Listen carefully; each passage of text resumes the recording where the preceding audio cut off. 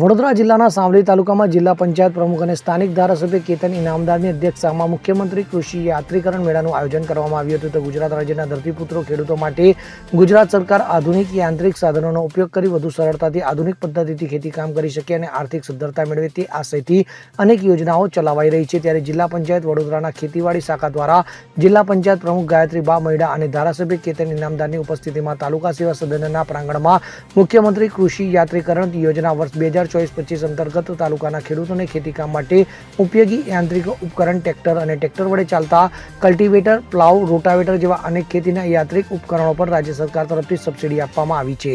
આવા ખેતી ઉપયોગી યાંત્રિક ઉપકરણોની સહાય માટે ખેડૂતો દ્વારા આઈ ખેડૂત પોર્ટલ પર અરજી કરેલ, જેને રાજ્ય સરકાર દ્વારા મંજૂર થયેલ એવા ખેડૂતો સાધનિક આગળો રજૂ કરેલ તેની ચકાસણી કરવામાં આવી હતી અને સહાયની રકમ વચેટિયા વગર સીધા ખેડૂત ખાતેદારના ખાતામાં જમા થશે.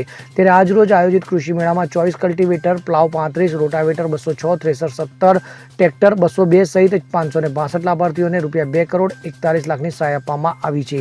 આ કૃષિ મેળામાં જિલ્લા પંચાયત પ્રમુખ, ધારાસભ્ય, પ્રાંત અધિકારી, મામલતદાર, જિલ્લા પંચાયત ખેતીવાડી શાખાના અધિકારીઓ, ગ્રામસેવકો, વિસ્તરણ અધિકારી અને લાભાર્થી ખેડૂતો ઉપસ્થિત રહ્યા હતા. સાવલી તાલુકાના આંબેડકર કચેરી ખાતે મુખ્યમંત્રી કૃષિ યાંત્રિકરણ મેળાનું આયોજન કર્યું છે.